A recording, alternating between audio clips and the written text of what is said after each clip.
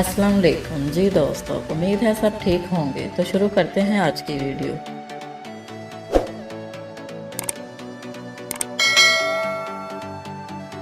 जी दोस्तों, आपने दुनिया के खूबसूरत, बदसूरत, खुशबाश, गमज़दा तरीन जानवर तो देखे होंगे। आज भी मैं आपको एक ऐसी ही बिल्ली से मिलवाना चाहती हूँ जिसे दुनिया की खौफनाक बिल्ली समझा जाता है। स्विट्जरलैंड के कस्बे रोती के 47 साल रिहायशी सैंड्रा फिलिपिनी ने बताया कि बहुत से लोग उनके पालतू बिल्ले सरदान को देखकर खौफजदा हो जाते हैं। सैंड्रा का कहना है कि ये सरदान एक अच्छा पालतू जानवर है जिसे इंसानी मालिकों से मेल जोल रखना पसंद है। सरदान की खौफनाक शक्ल के बावजूद सैंड्रा इसे बहुत पसंद करती है। इस बिल्ले की जिल्द पर पैदाइशी बहुत सी झुर्रियां हैं। सैंड्रा ने बताया कि जब सरदान खुश या भूखा होता है तो बहुत पुरजोश होता है और इसका किरदार प्यारे बच्चे की तरह है। सरदान की वीडियो इंटरनेट पर वायरल हुई तो बहुत से सार्फिन ने इसे खिलाई महलूक समझा। मजीद वीडियो के लिए फैक्टेरियन पाकिस्तान को सब्सक्राइब करें। शुक्रिया।